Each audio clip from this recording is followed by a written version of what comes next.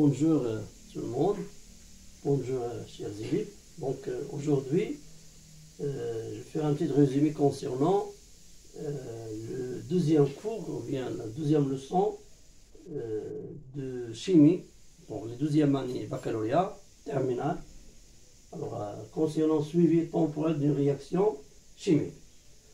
Alors, avant de commencer cette leçon, premièrement, donc, il faut savoir c'est quoi un système chimique. Système chimique. Alors, quand on dit un système chimique, c'est-à-dire quoi? C'est-à-dire l'ensemble des réactifs et des produits. D'accord? Alors, on note réactif,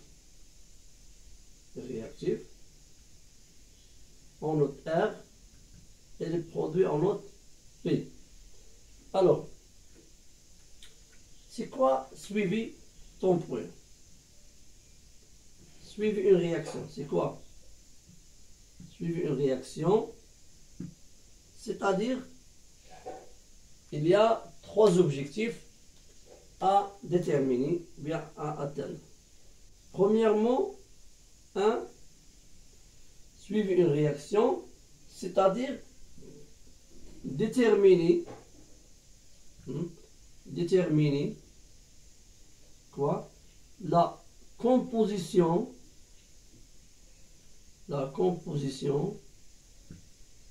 du système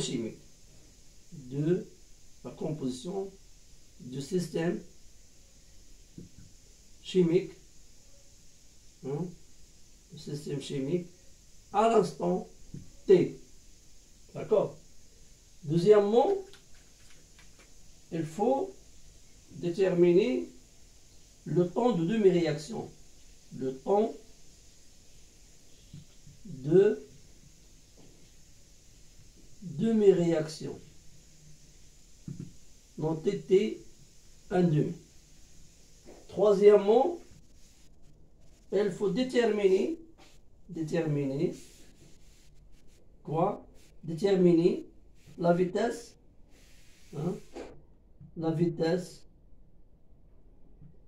volumique,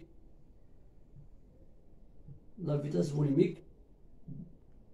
la réaction. Alors ça c'est l'objectif de cette leçon. Premièrement, il faut déterminer la composition du système chimique à l'instant T, à l'instant T1, à l'instant T2, donc à l'instant T final, etc. Deuxièmement, il faut déterminer le temps de demi-réaction. Troisièmement, déterminer la vitesse volumique de la réaction à l'instant donné. D'accord? Alors, donc je vais traiter donc chaque objectif. D'accord? Alors, je vais commencer avec c'est quoi déterminer la composition du système chimique? 1. On prend par exemple réaction chimique comme ça. Donc A plus B fois B donne C fois grand C plus D fois grand D. D'accord? Donc on s'intéresse seulement à l'état à l'instant T. Ça c'est NI de A moins A fois X. D'accord? Ça c'est NI de B moins BX. Ça c'est CX. Et ça c'est DX. Ça sont des espèces chimiques. Et ça sont des coefficients stoichiométriques. Alors, déterminer la composition du système chimique à l'instant T, c'est-à-dire déterminer les quantités de matière de chaque espèce chimique. C'est-à-dire NA, la quantité de matière de A à l'instant T, égale N initial de A moins A fois X. N de B à l'instant T égale à N et de B moins B fois X. Donc, n t de c, la quantité matière produite de c, égale à c fois x. N à l'instant t de d, égale à d fois x. Et on peut aussi déterminer, ça c'est la composition du système chimique à l'instant t. Et on peut déterminer aussi, on peut déduire la concentration de chaque espèce chimique. On divise par le volume total. Ça c'est donc premièrement. Alors pour faire ça tout, donc il faut, ça c'est donné. Donc il faut déterminer x. Donc alors pour établir ça, donc il faut déterminer l'avancement, l'avancement x. Alors la question, comment on peut déterminer l'avancement x à chaque instant? Alors, pour déterminer l'avancement x à chaque instant, on fait quoi? On fait la mesure. Ou bien on fait l'expérience. Alors, quand on fait l'expérience, ou bien la mesure d'un grandeur G quelconque, peut-être la pression, volume d'un gaz, la concentration, donc la conductance, la conductivité, etc. Alors, après la mesure de ça, on obtient l'avancement x en fonction de t. D'accord? Ça comme ça c'est la courbe. Alors, après la mesure ou bien après l'expérience, on obtient l'avancement x en fonction de t sous forme d'une courbe. Alors, cette courbe, il a donné quoi? Il a donné la valeur x finale. Donc, par exemple, ça c'est t final. Par exemple, ça c'est l'instant t1. À l'instant t1, l'avancement x égale à x1. Alors, après, on remplace x1 dans ces expressions pour arriver à la composition de système chimique. Donc maintenant, on a déterminé, donc on a déterminé le premier objectif de cette leçon. C'est de comment déterminer la composition du système chimique. Donc, on fait la mesure, bien l'expérience, on détermine une grandeur physique quelconque, la pression, le volume d'un gaz, la concentration d'un produit ou bien d'un réactif, la conductance, la conductivité, puis on déduit l'avancement x en fonction de t. D'accord? On trouve x à chaque instant, on le remplace ici pour donner la composition du système chimique. Alors, deuxièmement, c'est le temps de demi-réaction. Avant d'expliquer comment déterminer le temps de demi-réaction, donc on va voir la définition de temps de demi-réaction. Alors, le temps de demi-réaction, c'est quoi? C'est l'instant, donc, c'est quoi un demi? C'est, alors, x, x à l'instant t un demi égale x final divisé par 2. Ça signifie quoi? Signifie que t un demi, c'est la durée au bout de laquelle l'avancement x atteint la moitié de sa valeur finale. T un demi, la durée au bout de laquelle l'avancement x atteint la moitié de sa valeur finale. Alors, je vais expliquer un peu des choses importantes ici. Alors, donc c'est Par exemple, on a la courbe comme ça. Ça, c'est la courbe comme ça. Par exemple, ça, c'est t. Ça, x de t. D'accord. Alors, ça, c'est... Donc, ça, c'est x final. Donc, on prend ce segment. On la divise par 2. Ça, c'est x final par 2. Donc, on fait comme ça. On fait la projection. Et on trouve t 1 2. D'accord. Il y a une remarque peu importante que. Il y a une remarque importante que. D'accord. Il y a une remarque. Alors, cette remarque, elle est plus importante que donc cette remarque. Il a dit quoi?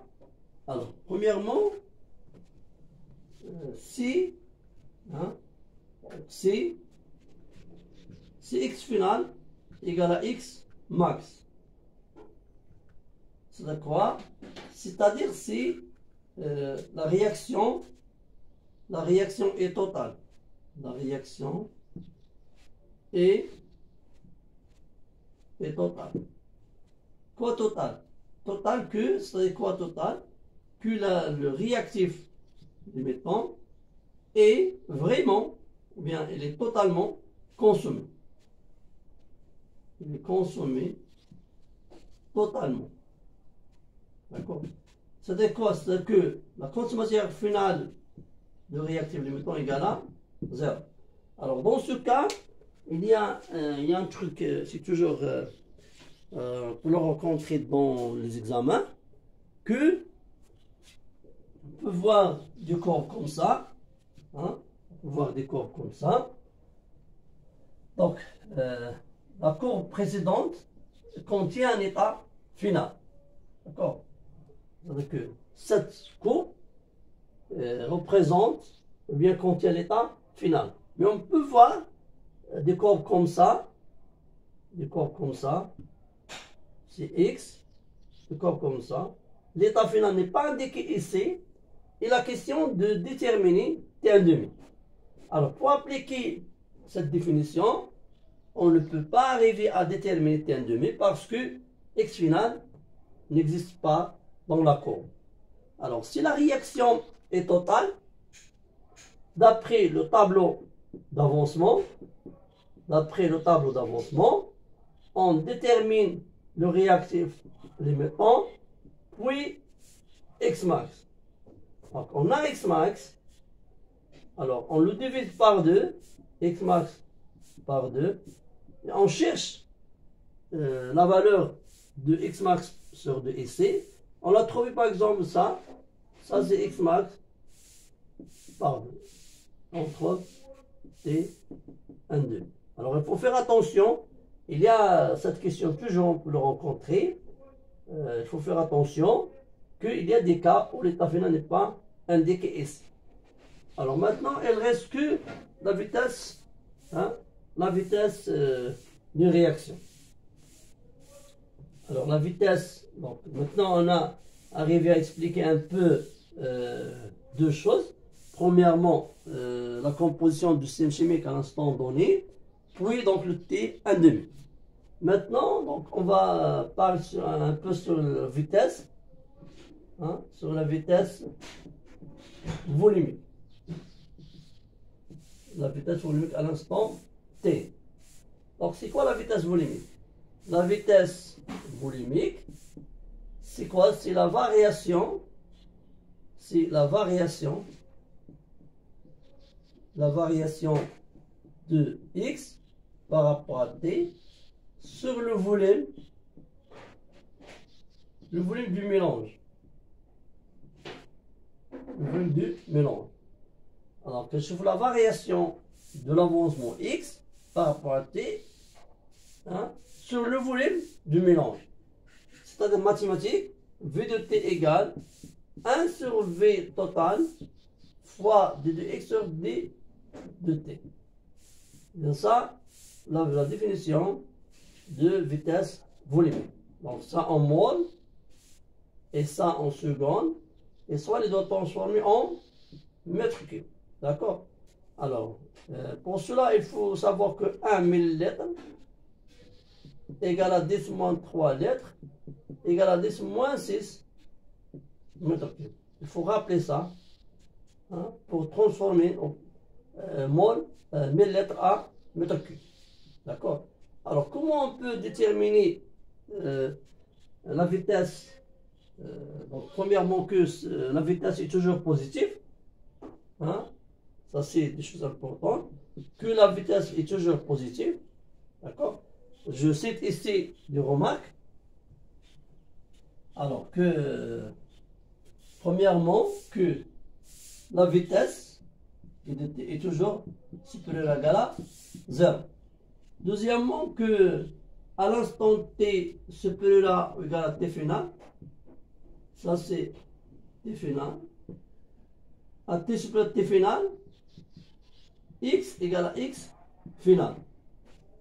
Alors ça, la dérivée de x par rapport à t égale à 0. Alors la vitesse égale à 0. D'accord? Alors la vitesse, suivant toujours positif, il a commencé avec des valeurs maximales. Donc troisièmement, que à t égale à 0, la vitesse égale à v max. Parce que la vitesse est une fonction décroissante. Une fonction décroissante. Alors, pour déterminer la vitesse à l'instant donné, d'accord? Pour déterminer la vitesse à l'instant donné, donc V à l'instant T1 par exemple, égale à 1 sur V total fois X2 moins X1 T2 moins T1.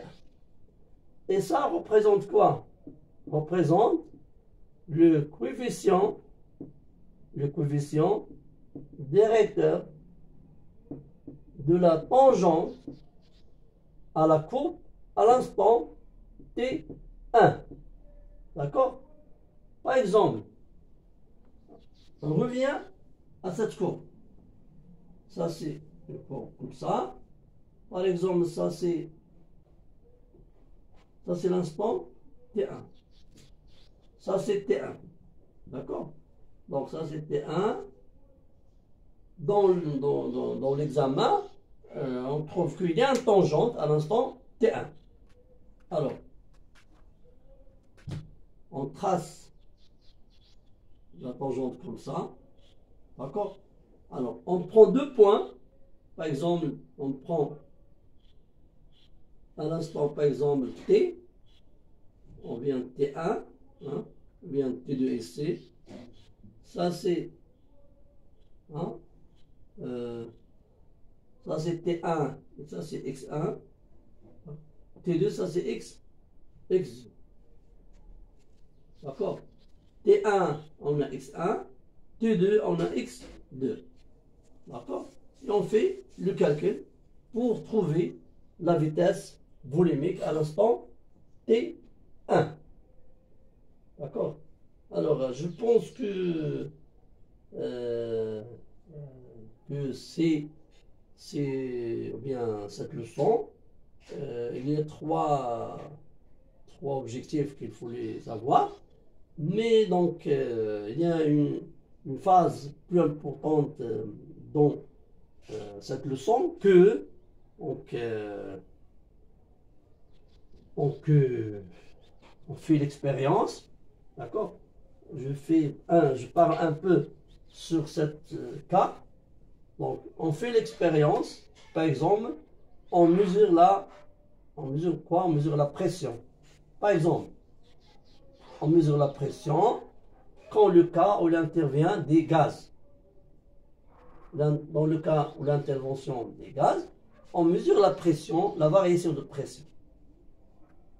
Alors, on mesure la pression, puis donc il faut chercher une relation entre la pression et l'avancement X. D'accord? Hein? Il cherche une relation entre la pression et l'avancement X. Donc, pour faire ça, donc, il faut rappeler la loi des gaz par vu que PV égale à nRT. Alors, pour trouver P, une relation entre P et X, donc, il faut exprimer n de gaz en fonction de x. Et ça se fait à partir du tableau d'avancement. D'après le tableau d'avancement, on trouve une relation entre la quantité matière de gaz et l'avancement x. Et on le remplace ici, par exemple, n de gaz égale à 2x. Alors, on trouve que P fois V égale à 2x fois R fois T. D'accord? Puis, on trouve x, que x de T égale le volume divisé par 2RT fois la pression. Donc maintenant, on peut trouver la valeur de x pour chaque valeur de pression. On peut aussi trouver l'avancement y, T1 demi à partir de ça. Alors ça, c'est une phase importante. On va voir dans d'autres vidéos comment faire ça pour les autres grandeurs. Alors, si vous avez, donc, essayez vos chers élèves de refaire ça, pas à pas, et vous savez, si vous avez, ou bien, vous rencontrez des difficultés, vous pouvez les laisser des commentaires dans ma chaîne. Alors, merci beaucoup, chers élèves.